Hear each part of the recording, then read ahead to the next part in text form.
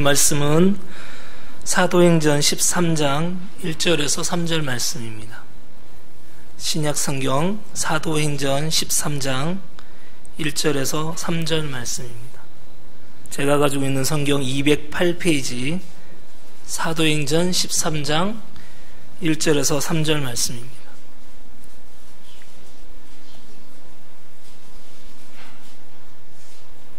사도행전 13장 1절에서 3절 한 목소리로 다 같이 읽겠습니다. 안디옥 교회의 선지자들과 교사들이 있으니 곧 바나바와 니게리라 하는 시므온과 구레네 사람 루기오와 분봉왕 헤롯의 젖동생 마나엔과 및 사울이라. 그를 섬겨 금식할 때에 성령이 이르시되 내가 불러 시키는 일을 위하여 바나바와 사울을 따로 세우라 하시니 이에 금식하며 기도하고 두 사람에게 안수하여 보내니라. 아멘.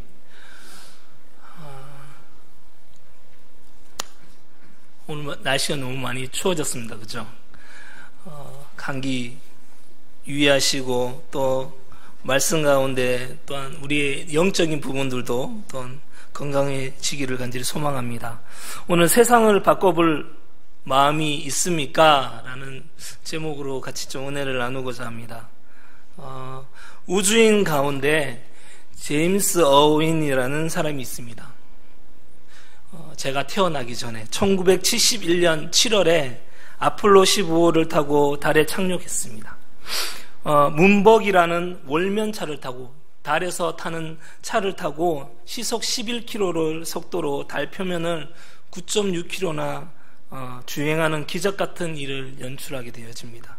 그런데 이 제임스 어윈이라는 자신의 이 정기전에서는 진짜 기적은 돌아오는 길에 일어났다라고 썼던 것을 보게 되어집니다. 그가 지구로 돌아오는 길에 있을 때에 우주 공간에서 작고 푸른 색깔의 공과 같은 바로 지구를 바라보면서 바로 그 순간 그가 갑자기 우주에 충만한 바로 하나님의 임재를 경험한 것입니다. 그것이 그에게 일어난 바로 진짜 기적이었습니다. 작은 공과 같았던 그 지구를 바라보면서 그는 2000년 전에 바로 하나님께서 그 아들 예수 그리스도를 이런 지구에 보내주신 사실이 생각났던 것입니다. 그때 불같이 또한 뜨거운 열정으로 그의 마음속에 떠오른 성경 구절이 하나 있는데요. 그것이 바로 요한복음 3장 16절의 말씀입니다. 하나님이 세상을 이처럼 사랑하사 독생자를 주셨으니 라고 시작이 되어지죠. 그 순간 지구에 살고 있는 모든 사람들이 그 마음에 가득 채워졌다고 합니다. 인종을 초월해서 갈등하고 또한 기뻐하고 슬퍼하고 또 환호하고 있는 모든 사람들, 울고 있는 사람들, 기뻐하는 사람들, 모든 사람들이 그리고 그들을 사랑하신 바로 하나님 아버지의 그 마음이 그의 가슴을 가득 채우기 시작했다는 것입니다. 그는 과거에는 한 번도 생각해 보지 못했던 관점에서 이 지구를 지금 바라보기 시작했고 또한 사람들을 보기 시작했다는 것입니다. 그리고 우주선이 땅에 도착했을 때 그는 과거에 또한 현재와는 다른 삶을 또한 살기로 결정하게 되어집니다. 우주에서 경험한 하나님의 그 사랑, 하나님의 마음과 비전을 가지고 하나님의 사랑을 증거하는 데에 그의 일생을 바치겠노라고 헌신하겠노라고 결정하고 작정하게 되어집니다. 제임스 어윈이라는 그가 걸어간 인생의 길이 우주인이 아니라는 것을 생각하게 된 것이죠. 그 후에 그는 20년 동안 1991년 그가 죽기까지 우주인이 아닌 바로 복음 전도자로서 살아가게 되어집니다. 그리고 그가 이런 말을 남겼습니다. 우주인이 된 것보다 더 좋은 일은 세상에 그리스도를 증거하는 사람이 된 것입니다. 나는 우주의 공간에 떠서 신비한 지구를 보는 특권을 얻었습니다. 그러나 세상을 바라보는 것보다 더 중요한 일은 바로 세상을 바꾸는 일입니다. 라고 했습니다. 그렇습니다. 참된 그리스도인은 세상을 바라보고 세상과 타협하며 살아가는 것이 아니라 바로 아버지의 마음과 비전을 가지고 세상을 바꾸기 위해서 살아가는 것임을 여러분 믿으시기 바랍니다.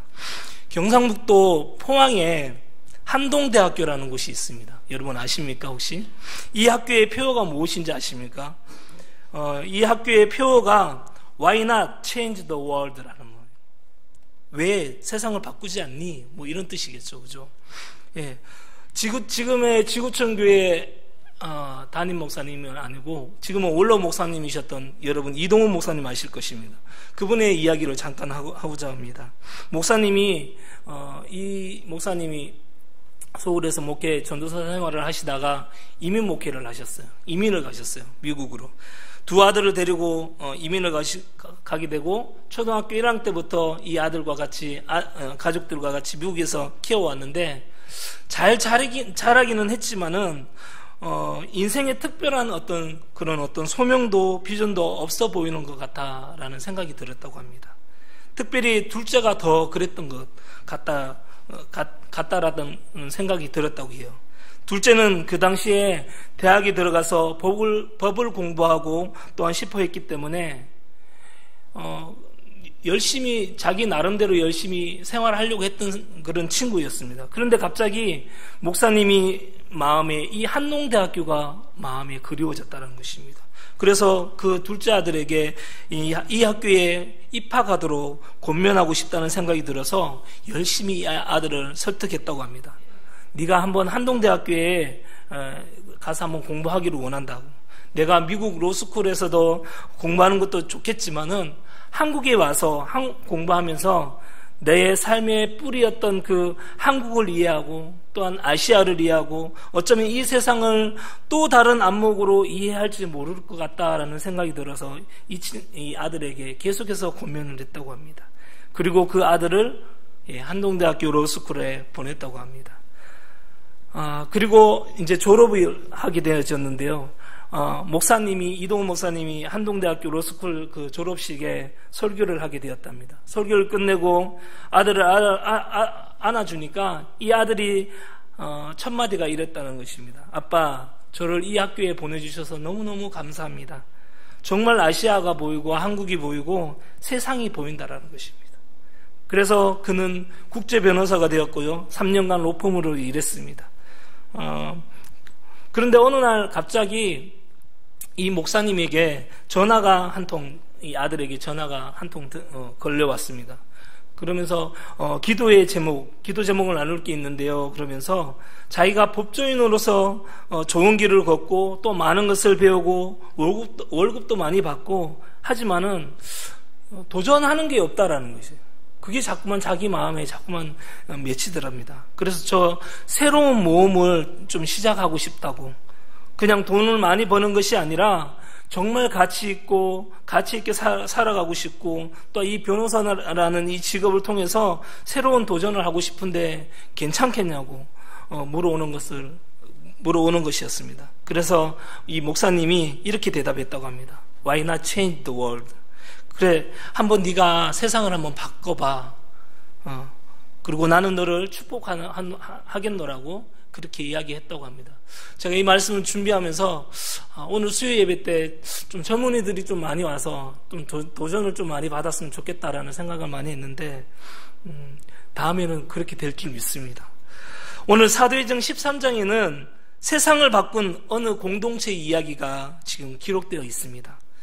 사도행전 13장 1절에서 3절 말씀 다시 한번 읽어드리겠습니다. 안디옥 교회의 선지자들과 교사들이 있으니 곧 바나바와 니게를 아는 시몬과 구레네 사람 루기오와 분봉왕 헤롯의 젖동생 마니엔과 및 사울이라.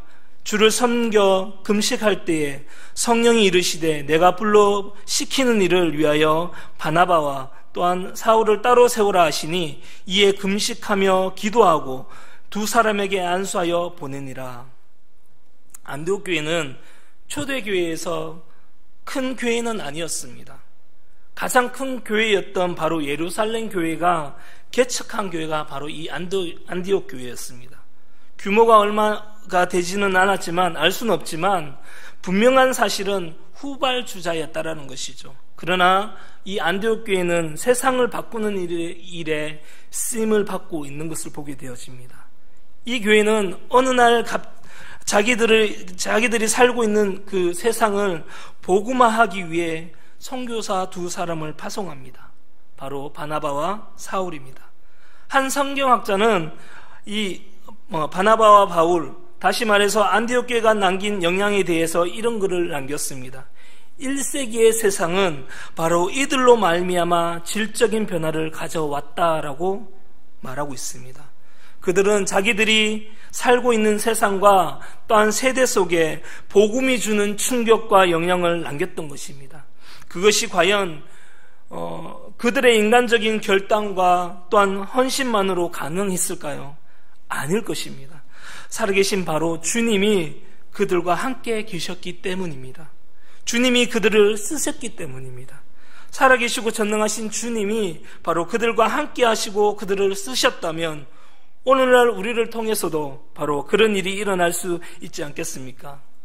그렇다면 우리가 정말 물어야 할 매우 중요한 질문이 오늘 하나 여기 있습니다. 초대교회 1세기에 세상을 바꾸었던 바로 바울과 바나바가 같은 이 선배들이 믿었던 주님을 우리도 지금 동일하게 믿으면서 우리가 어떻게 세상을 변화시키는 인생을 살아갈 수 있을까요? 우리가 어떤 사람이 되어야 그들처럼 세상을 바꾸는 사람이 될 수 있을까요? 그것을 우리가 좀 같이 나누고자 합니다. 그 첫 번째가 바로 예배의 사람이 되어야 한다는 것입니다. 한글 개역 개정 성경은 우리가 지금 가지고 있는 성경에서 보시면 오늘 2장의 2절에 보시면 주를 섬겨 금식할 때라고 시작이 되어집니다. 그런데 이 성경에 다른 성경, 표준세번역이라는 성경이 있습니다. 우리나라 말로 좀 더 세밀하게 표현한 성경이 있는데요. 거기에는 이 구절을 지금 어떻게 번역하고 있냐면은 그들이 주께 예배를 드리며 금식하고 있을 때에 라고 표현하고 있습니다. 어떻게요? 주를 섬겨 금식할 때라는 이 말씀이 그들이 주께 예배를 드리며 금식하고 있을 때라고 표현하고 있다는 것입니다. 그들이 금식만 한 것이 아니라 지금 예배를 드리고 있다는 것입니다. 안디옥 교회가 예배 자리에서 하나님의 음성을 듣고 놀라운 일을 하기 시작한 것입니다. 우리가 예배를 통해 경험할 수 있는 가장 위대한 축복이 있다면 그것은 살아계신 하나님의 임재를 경험할 수 있다는 것입니다. 우리가 예배를 통해 전능하시고 또한 살아계신 하나님을 만날 수 있다면 그 하나님이 나와 함께 하심을 우리가 믿을 수만 있다면 그리고 그 하나님이 우리의 인생을 인도하시면서 또 우리는 인도하신다면 우리는 어떻게 될까요? 그러면 우리는 이 세상에서 날마다 승리자가 될 것입니다. 말할 것도 없습니다. 그런데 문제는 우리가 예배가 중요시하다는 이 사실을 자주 잊어버린다라는 것입니다. 유명한 개혁자 마틴 루터 일생 가운데 이런 에피소드가 있습니다. 종교개혁을 위해서 추진하면서 루터가 지쳐서 완전히 탈진하고 말았습니다. 사흘을 자리에서 알아 누워 있었는데 그러면서 그의 마음이 어땠을까요? 인간적으로 너무나 탈진한 상태, 힘들어하는 그런 모든 상태에서 모든 것을 정말 포기하고 싶은, 그래서 일어나고 싶지 않은 그런 마음들이 있었다고 합니다. 근데 이런 실망과 좌절 속에 빠져있던 이 루터 앞에 루터의 아내였던 케이티가 상복을 입고 등장을 했습니다. 그때 이 루터가 깜짝 놀라서 물었다고 합니다. 누가 죽었습니까? 그러니까 예, 죽었습니다 라고 이야기합니다. 누가 죽었단 말입니까? 라고 이야기하니까 당신의 하나님이 돌아가셨습니다 라고 이야기했다고 합니다. 아니 지금 당신이 지금 무슨 말을 하는 겁니까? 그렇게 이야기하자 이 케이트가 하나님이 돌아가시지 않는다면, 하나님이 살아 계시다면 당신이 이렇게 포기하고 누워있을 리가 없지 않겠습니까? 라고 이야기했다고 합니다. 이 한마디가 루트를 깨웠습니다.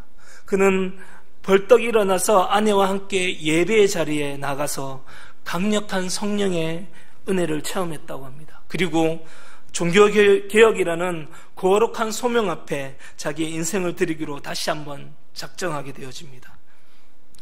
우리가 그리스도인이고 또한 하나님의 사람들이지만 마치 하나님이 없는 것처럼 우리는 살아가는 순간들이 있지는 않습니까? 하나님의 사람들의 모든 실패는 바로 살아계신 하나님을 우리는 자주 망각하는 데서부터 비롯되어진다는 것입니다.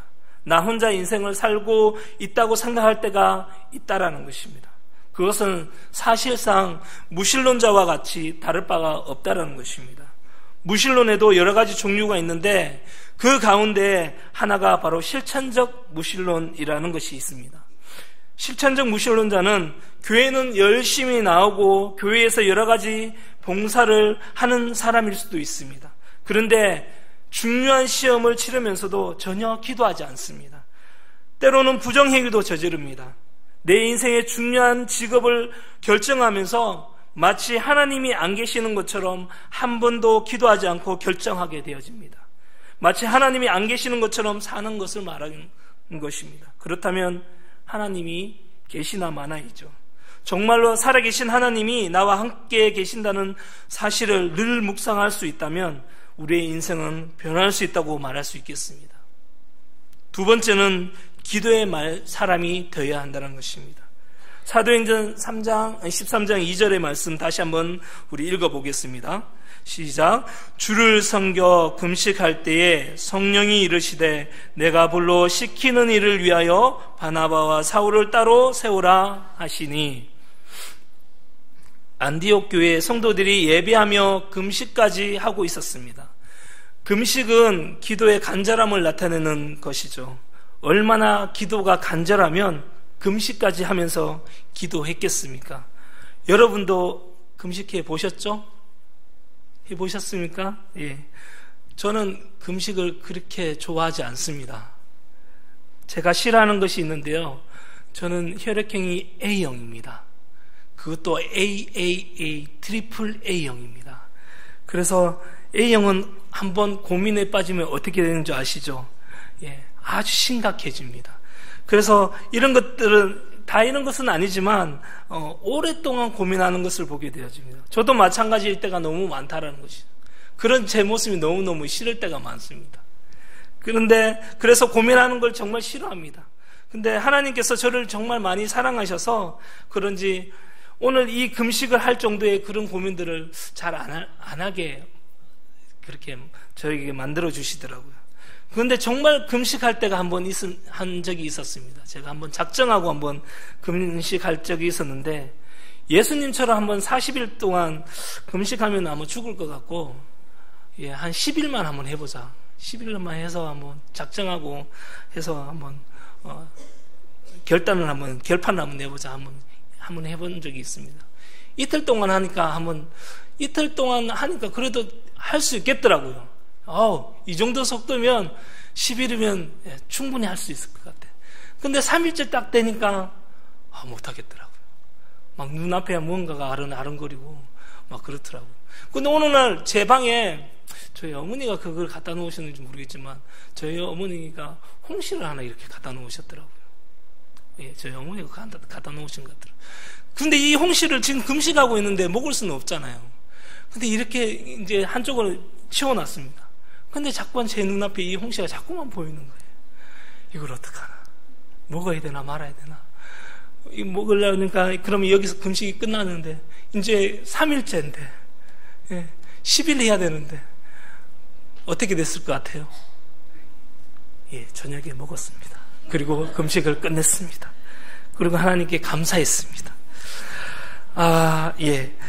안디옥 교회 성도들은 특별한 기도 제목을 붙들고 지금 하나님의 음성을 들으며 하나님의 뜻을 분별하기 위해서 금식했던 것으로 보여집니다. 여러분 왜 기도하십니까? 기도는 독백이 아닙니다. 하나님의 음성을 듣고 싶어서 기도하는 것입니다. 여러분은 하나님이 살아계신 것을 믿습니까? 살아계신 하나님이 지금도 말씀하시는 것을 여러분 믿으시죠? 예, 그렇습니다. 하나님은 지금도 말씀하시는 하나님이십니다. 침묵하지 않으신다는 것이죠. 가만히 들으려고 하면 그분의 음성이 들려진다는 것입니다. 하나님의 그 음성을 듣게 되기를 소망합니다. 주님은 금식하며 기도하는 이 안디옥 교회를 향해서 이렇게 지금 말씀하셨습니다. 성령이 이르시되 내가 불러 시키는 일을 위하여 바나바와 사울을 따로 세우라 하시니. 그들은 금식하고 기도하는 그 자리에서 소명을 지금 발견했던 것을 보게 되어집니다. 그것은 바나바와 사울을 따로 세워 선교사로 지금 파송하는 일이었습니다. 선교를 간단히 정의하면 바로 하나님이 불러 시키는 일을 따르는 것입니다. 내가 평생 해야 할 하나님의 심부름입니다. 내가 붙들고 죽어야 할 그 무엇이라는 것이죠. 그것이 우리의 어떻게 보면 미션이고 소망입니다. 소명입니다. 그것이 우리의 직업일 수도 있습니다. 지금으로부터 약 130년 전에 미국 동부의 코네티컷이라는 도시에 미국의 기독 청년들의 모임이 있었다고 합니다. 신학생이 주로 모였던 그 자리에 아주 특별한 2명의 신학생이 참석하고 있었습니다. 모임 순서 가운데 지금 우리식으로 말하자면 미전도 지역, 한 번도 복음이 들어가지 않은 그 지역에 대해서 선교 보고가 있었습니다. 그 당시에 아직도 복음이 전해지지 않았던 지역을 소개하는 가운데 동쪽에 아침에 고요한 나라라고 불리어지는 바로 조선이라고 하는 이 나라에 대해 보고하고 있었던 것입니다. 두 청년의 마음에 뜨거워지기 시작했습니다. 불타기 시작했습니다. 그들은 이 불을 끌 수가 없어서 실험하다가 기도했겠죠. 예. 그죠? 금식도 했겠죠. 그러다가 그 모임에 참석한 지 2년 만에 1885년에 배를 타고 인천 제물포 항구에 도착합니다. 한 사람은 26살, 한 사람은 27살의 청년이었습니다. 두 사람의 이름은 바로 언더우드와 아펜젤러였습니다. 제물포 항구가 눈에 들어오기 시작했을 때 이 두 사람은 갑판에 무릎을 꿇고 이런 기도를 했다고 알려집니다. 지금도 인천에 가면 한국 기독교 100주년 기념탑이 있는데요. 그 탑에는 이 두 사람이 1885년 4월 5일 부활절이었답니다. 부활절에 이 땅에 도착하면서 했던 기도문이 거기에 걸려져 있습니다. 그 기도문을 한번 읽어드리겠습니다. 오늘 사방의 빗장을 푸시고 부활하신 주님께 간구하오니 어둠 속에 억압받고 있는 이 땅, 이 백성에게 밝은 빛과 자유를 주시옵소서. 아멘. 이 두 사람이 하나님의 음성을 들은 것이 잘한 일이었다고 생각하십니까? 이 두 사람이 하나님의 음성을 듣지 않았더라면 어떻게 되었을까요? 그들이 기도하면서 하나님의 음성을 들었던 일이 오늘 우리를 만든 것입니다. 그래서 지금 우리가 이 예배 처소에서 있는 줄 믿습니다. 마지막 세 번째는 바로 순종의 사람이 되어야 한다는 것입니다. 우리는 하나님을 예배하는 자리에서 하나님의 음성을 듣고서도 그 음성을 무시할 때가 너무너무 많습니다. 하나님의 음성을 무시하는 것을 성경은 성령의 감동을 소멸하는 것이라고 말하고 있습니다. 우리는 주님의 음성을 듣고도 여전히 불순종할 수 있습니다. 그러므로 음성을 듣는 것 이상으로 중요한 것이 바로 순종이라는 것입니다. 순종이 성령의 역사를 만드는 것입니다. 순종이 기적을 만드는 사실을 믿으시기 바랍니다. 갈릴리 가나 혼인잔치의 이야기 여러분 전부 다 잘 아시죠? 갈릴리 가나의 그 혼인잔치가 열렸을 때에 포도주가 떨어졌습니다. 그러자 예수님의 어머니이셨던 마리아가 예수님에게 부탁하시죠. 예수님이 종들에게 명령하셨습니다. 요한복음 2장 7절에 이렇게 이야기합니다. 예수께서 그들에게 이르시되 항아리에 물을 채우라 하신즉 아기까지 채우니 라고 하셨습니다. 포도주가 떨어진 이 잔치집에서 사람들은 포도주를 기다리고 있었습니다. 그런데 예수님은 항아리에 물을 지금 채우라고 하십니다. 성경은 이렇게 말합니다. 채우라 하신즉 아기까지 채우니. 예수님, 우리에게 정말 필요한 것은 지금 포도주예요. 물이 아닙니다 라고 항의할 수도 있을 거예요. 그런데 예수님이 계속해서 이렇게 말씀하십니다. 이제는 떠서 연회장에게 갖다 주라 라고 이야기합니다. 잔치를 주관하는 사람을 연회장이라고 합니다. 연회장은 이 포도주를 기다리고 있었습니다. 그런데 물을 가져다 주라고 지금 말씀합니다. 포도주를 기다리는 사람들이 물을 갖다 주면 어떻게 하느냐고 항의하고 또한 어떻게 하느냐고 항의할 수도 있을 것입니다. 그런데 성경은 이렇게 기록합니다. 갖다 주라 하심에 갖다 주었더니, 이것이 순종인 줄 믿습니다. 앤드루 머레이라는 사람이 이렇게 말합니다. 우리는 그리스도인이 되자마자 학교에 입학한 것입니다. 그 학교의 이름은 바로 순종입니다 라고 이야기합니다.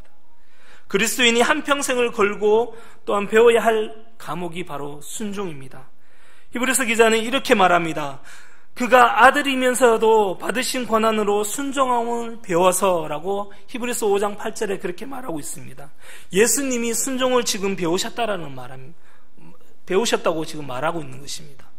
하나님의 아들이셨던 예수님도 순종을 배우셨다면 우리는 얼마나 순종을 배워야 할까요? 그 안디옥 교회의 순종을 한번 생각해 보시기 바랍니다. 사도행전 13장 3절에 보면 이에 금식하며 기도하고 두 사람에게 안수하여 보내니라 라고 순종했음을 지금 보여주고 있습니다. 안디옥 교회는 기도하고 끝나지 않고 기도하고 두 사람에게 안수하여 보냈습니다.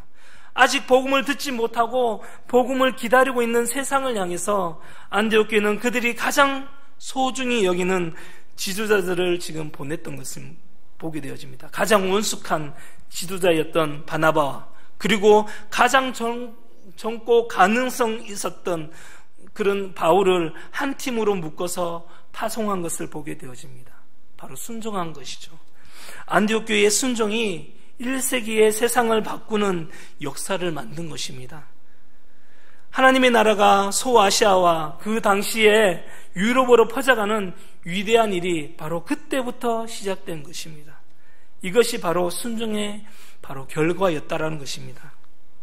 그 당시 교회를 향해서 명령하시던 동일하신 주님이 지금도 우리를 향해서 이런 말씀을 하고 계시지 않겠습니까? 그러므로 너희는 가서 모든 민족을 제자로 삼아 아버지와 아들과 성령의 이름으로 세례를 베풀고 너희는 가서 우리더러 지금 가라는 것입니다. 그렇다고 진짜 선교 가라는 말이 아니라 순종하라는 것입니다. 복음을 기다리고 그리스도를 기다리고 하나님의 말씀을 기다리고 있는 세상 모든 민족 가운데로 우리 중에 어떤 사람은 이렇게 말할 수 있습니다. 우리 땅에 이렇게 할 일이 많은데 꼭 굳이 밖에까지 가서 복음을 전할 필요가 있겠습니까? 라고 생각하는 사람들도 있을 것입니다.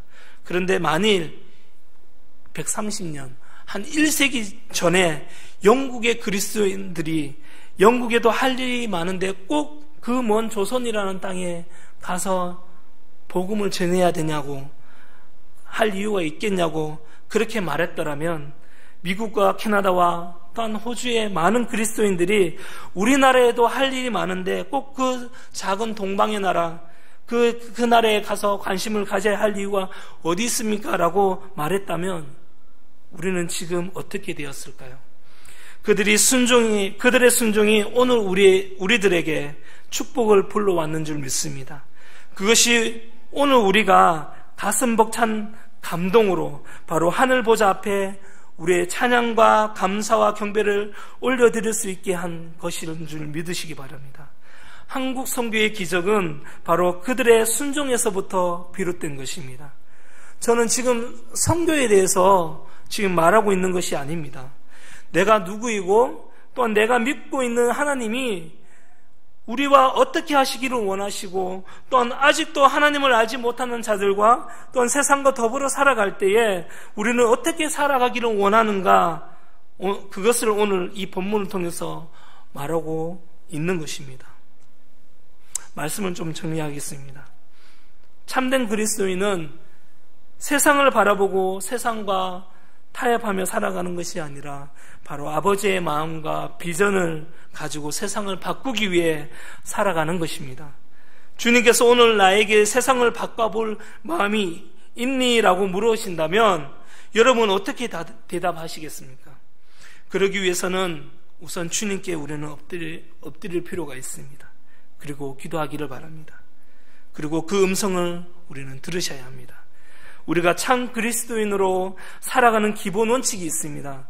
그것이 바로 주님께 예배하며 기도하는 것이며 순종의 사람이 되는 것입니다. 이것은 아무리 강조해도 지나치지 않는 것입니다. 참된 그리스도인으로서 그리스도인으로서 지켜야 할 것들을 지키면서 그 안에 주님 주시는 능력으로 세상을 변화시키는 우리 모두가 되어지기를 주님의 이름으로 축복합니다. 기도하시겠습니다. 오늘 이 시간 같이 한번 기도하실 때에